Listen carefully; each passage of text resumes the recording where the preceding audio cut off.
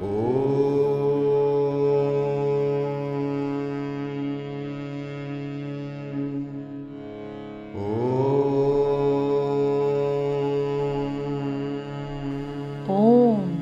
जिसमें समस्त ब्रह्मांड समाया हुआ है। ओम, जो हिंदुओं का सर्वाधिक पवित्र शब्द तथा ईश्वर का वाचक है। ओम या ओंकार का नामांतर प्रणव है। ओम के उच्चारण उसकी ध्वनि से वातावरण शुद्ध हो जाता है, सकारात्मक ऊर्जा का निर्माण होता है, पवित्र वातावरण का अनुभव होता है। ओम मंत्र जाप से हम ध्यान की स्थिति में पहुंच जाते हैं, जो हमें असीम शक्ति प्रदान करती है। ओम का क्या अर्थ है जानते हैं इस वीडियो के माध्यम से।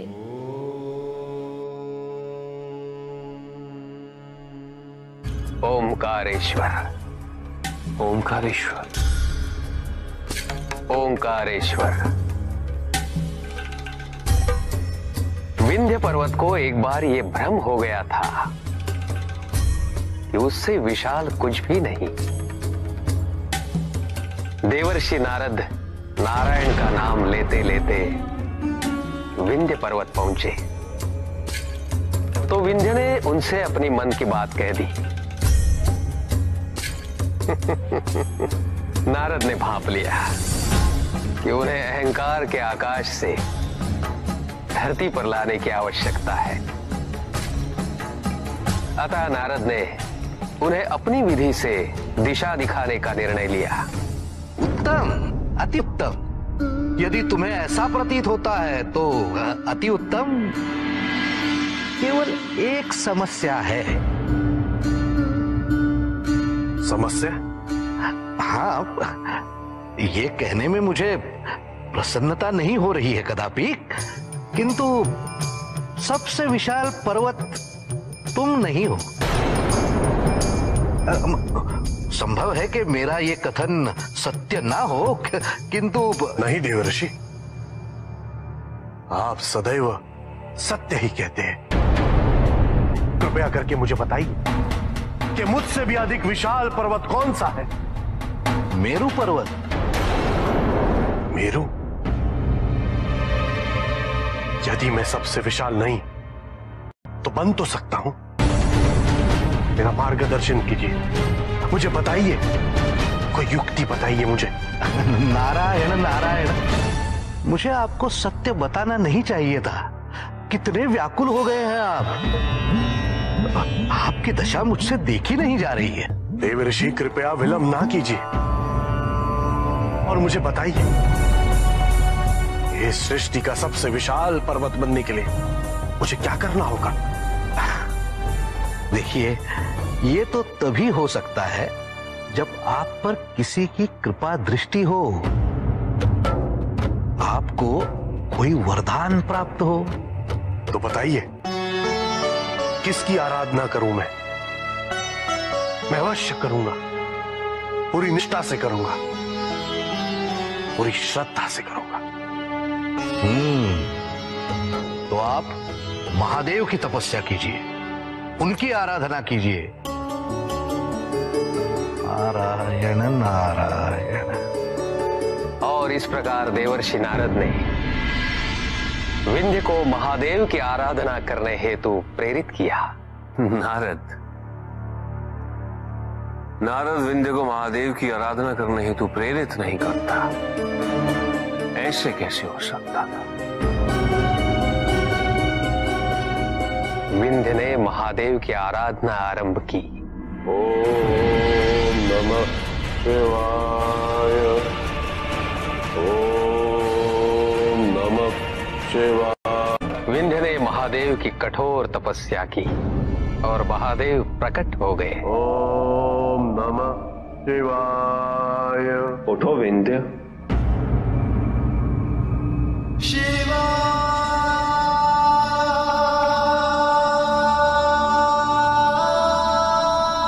प्रभु,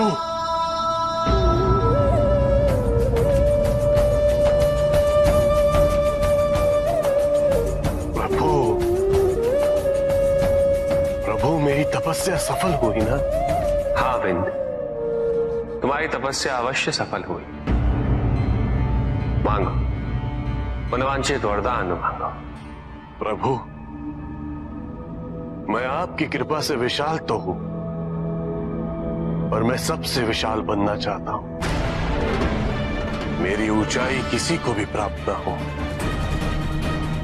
मेरा शिखर सबसे ऊंचा हो। किंतु क्यों विंध्य? तुम तो इस संसार के सबसे विशाल पर्वतों में से एक हो। यही तो प्रभु, मैं विशाल पर्वतों में से एक नहीं, सबसे विशाल बनना चाहता हूं। यदि आप मुझे ये वरदान नहीं देंगे तो कोई बात नहीं प्रभु, मैं वर्षों वर्षों तक ये तपस्या करता रहूंगा और एक न एक दिन आपको पुनः यहां आना ही होगा। उत्तम, अति उत्तम। ये हुई ना बात विंध्या।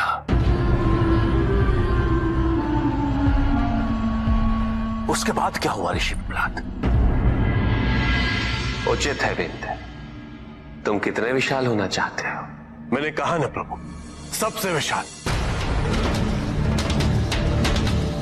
किंतु आज मैं भले सबसे विशाल पर्वत बन जाऊं, पर कल कोई मुझसे भी बड़ा हो जाएगा। प्रभु, आप मुझे ये वरदान दीजिए कि मैं अपनी इच्छा अनुसार अपनी विशालता बढ़ा सकूं, उसकी कोई सीमा ना हो। उचित है विंध्य, मैं तुम्हें तुम्हारा मनोवांछित वरदान अवश्य दूंगा। किंतु मेरा एक कथन स्मरण रखना, इस सृष्टि में सबके आकार का अपना महत्व होता है, अपनी उपयोगिता होती है।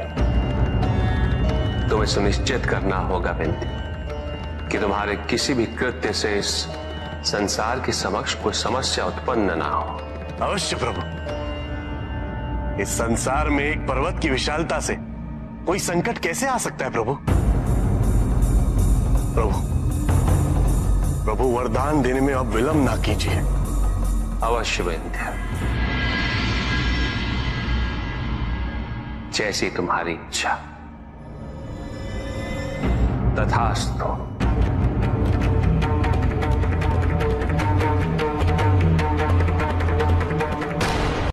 हमें लगता है कि आक्रामक होने से हम जो चाहते हैं वो हमें मिलेगा, परंतु ऐसा होता नहीं है। अहंकारी को केवल उसका अहंकार दिखता है, सत्य नहीं। चाहे वो कीटक हो या पर्वत, मनुष्य हो या महादानव, उसकी चेतना की विशालता का उसकी शरीर की विशालता से कोई संबंध नहीं होता। विंध्य पर्वत ये समझ नहीं पाया, वो विशाल होता गया।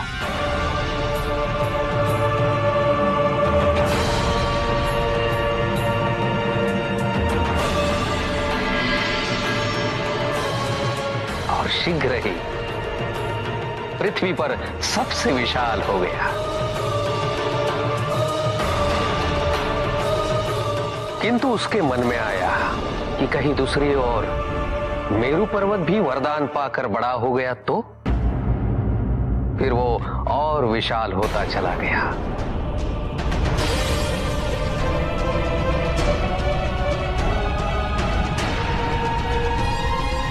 और अंत में इतना विशाल हुआ कि पृथ्वी पर उसका भार असह्य हुआ।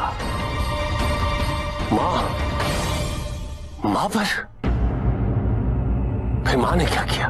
केवल पृथ्वी देवी ही नहीं, अपितु इंद्र आदि देवता भी महादेव के पास पहुंच गए।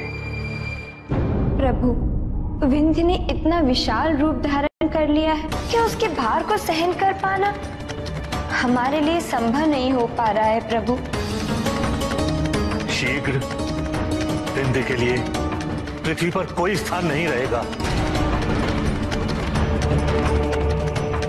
प्रभु, अब तो मुझे भी भय हो रहा है कि कहीं मैं विंध्य के शिखर से टकरा न जाऊं। मुझे भी यही भय है प्रभु। ये आपने कैसा वरदान, कैसा अद्भुत वरदान दिया है आपने प्रभु।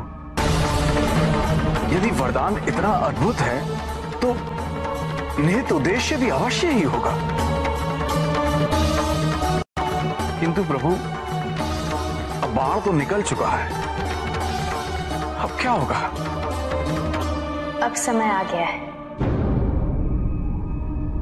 आज्ञा दीजिए प्रभु, क्या करना होगा? विंध्य को और विशाल बनना होगा।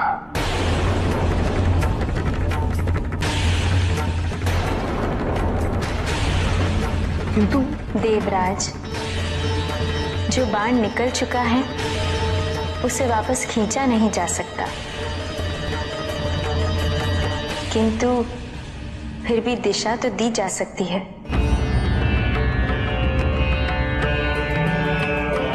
नारायण नारायण।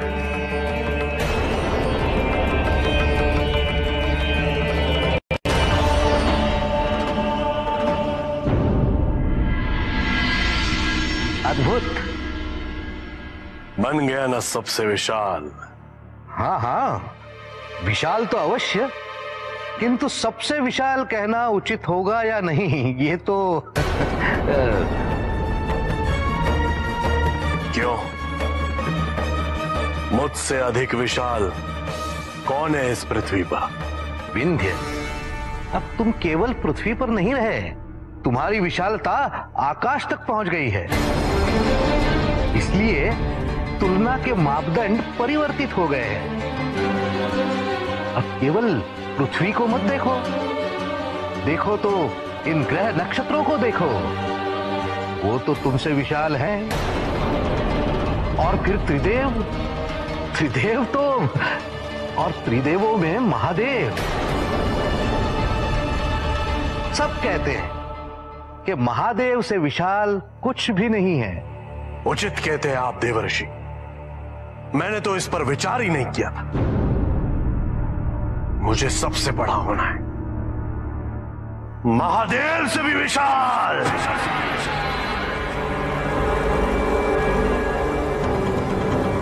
नारायण नारायण।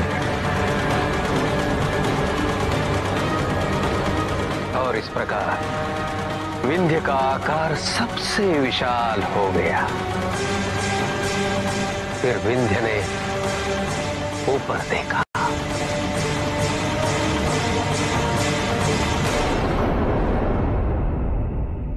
मुझसे भी ऊपर ये क्या दिख रहा है?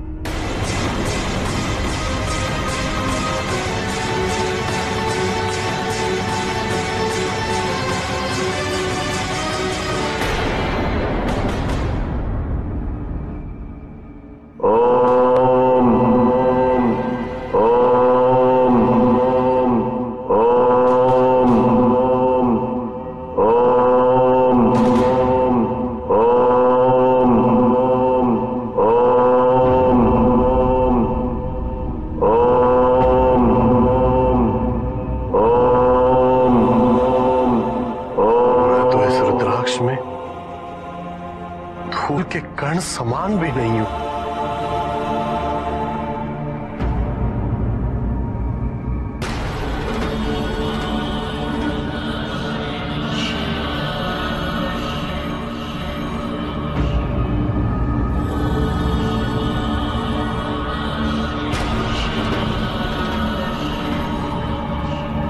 प्रभु,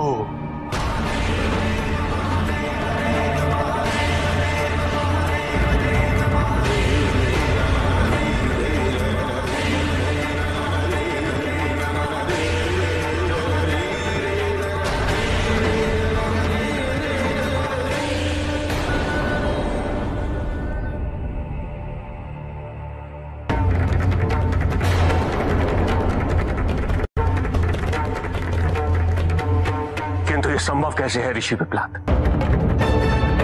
तुम ये कहना चाह रहे हो कि समस्त सृष्टि महादेव के रुद्राक्ष के अंदर है?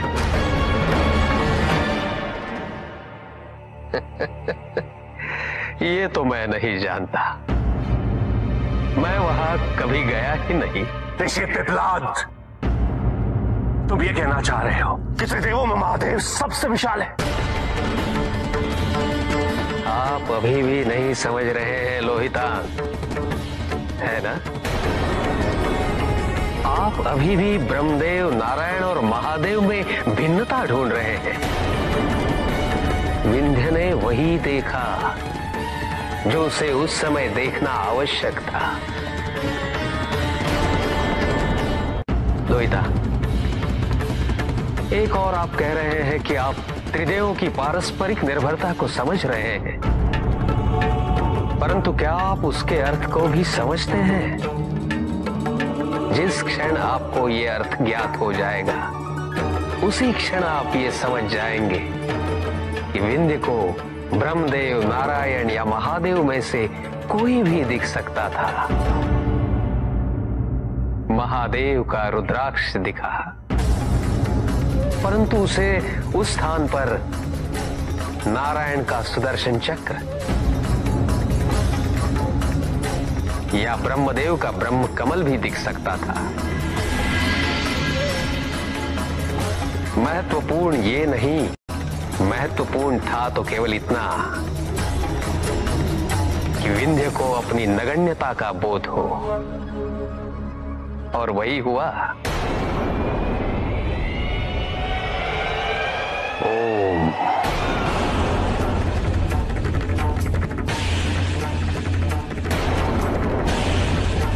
प्रभु,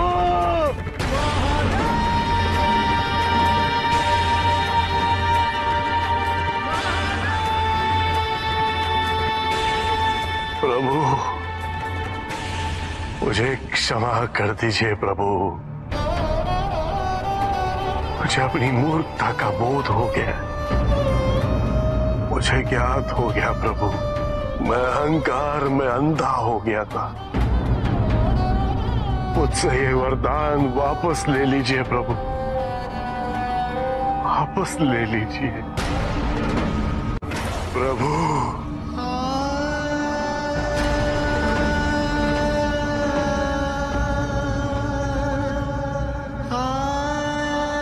मैं धन्य हुआ प्रभु, आपने मुझ जैसे भ्रमित को दिशा प्रदान की। मैं धन्य हूं। विंध्य, सुख आंतरिक होता है, संतोष आंतरिक होता है। उन्हें बाहरी तत्वों से रेखांकित और परिभाषित नहीं किया जा सकता, आकार से नहीं पाया जा सकता। आकार के आधार पर केवल अहंकार ही उत्पन्न होता है, क्योंकि आकार से तुलना करने का संदर्भ प्राप्त हो जाता है। यदि तुम्हारा आकार छोटा है तो तुमसे भी छोटा कोई ना कोई अवश्य होगा, और यदि उसी प्रकार तुम विशाल हो तो तुमसे भी विशाल इस संसार में कोई ना कोई अवश्य होगा। इसीलिए शरीर या आकार की तुलना करना कभी भी शाश्वत सुख का आधार नहीं बन सकता, संतोष का आधार नहीं बन सकता। मैं पथभ्रष्ट हो गया था प्रभु, केवल अब सत्य जान रहा हूं। प्रभु ऐसी दिशा दिखाइए कि पुनः कभी मैं भ्रमित ना हूं। क्या यह संभव है प्रभु? तुम्हारे प्रश्न का उत्तर है ओम।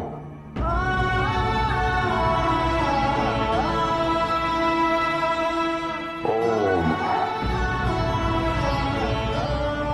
ओम।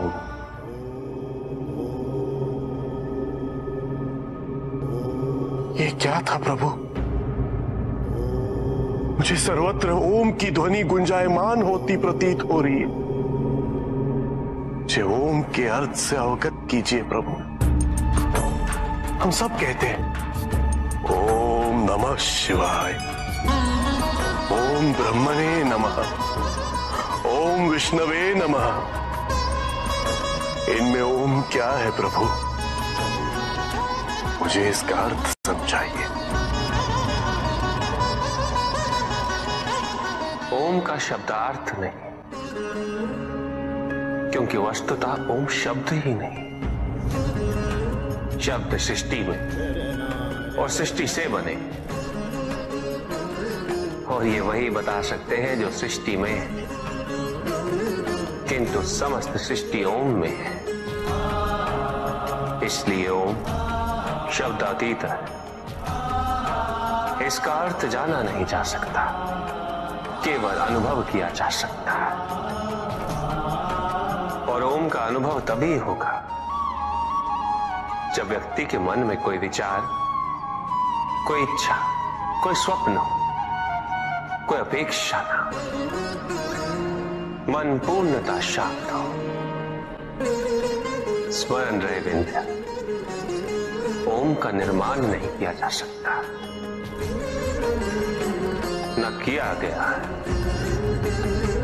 क्योंकि सृष्टि की निर्मिति ही ओम से हुई है। प्रभु क्षमा करें, किंतु सृष्टि के आरंभ में तो केवल त्रिदेव थे। त्रिदेव और ओम पृथक नहीं है, अपितु ओम का उच्चार हम तीनों का उच्चार है। ओम के उच्चार से सभी त्रुटियां, मानसिक विकृतियां, हर बंधन का अंत हो सकता है। इसलिए हम तीनों से पूर्व ओम का उच्चार किया जाता है। सच्चे मन और एकाग्रता से यदि ओम का उच्चार किया जाए तो हम तीनों की अनुभूति एक साथ एक स्थान पर हो सकती है।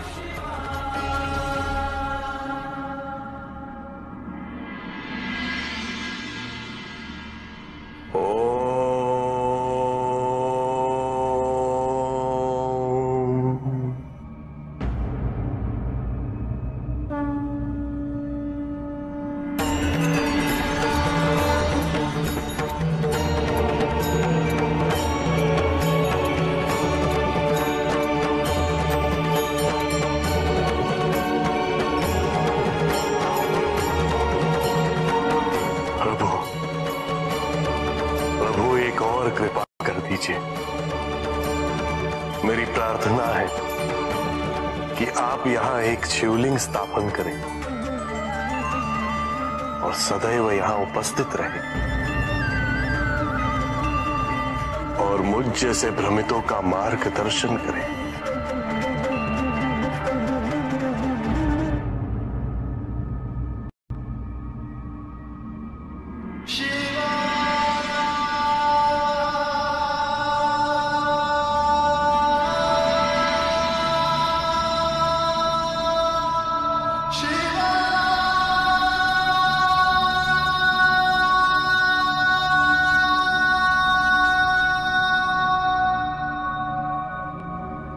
इस लिंग को ओंकारेश्वर के नाम से जाना जाएगा।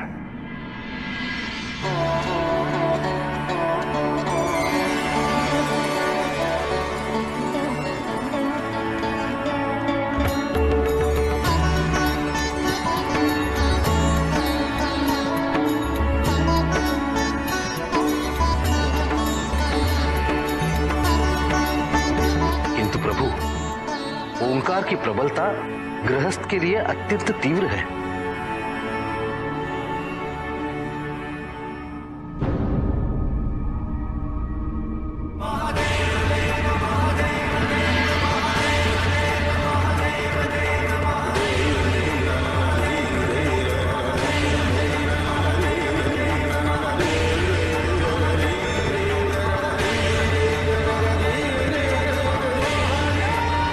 शिवलिंग से प्रकट हुए इस लिंग को अमलेश्वर के नाम से जाना जाएगा और ये दोनों एक दूसरे को संतुलित रखेंगे और जो भी यहां आएंगे उनकी ऊर्जाएं भी इन दोनों लिंगों के दर्शन से संतुलित होंगी।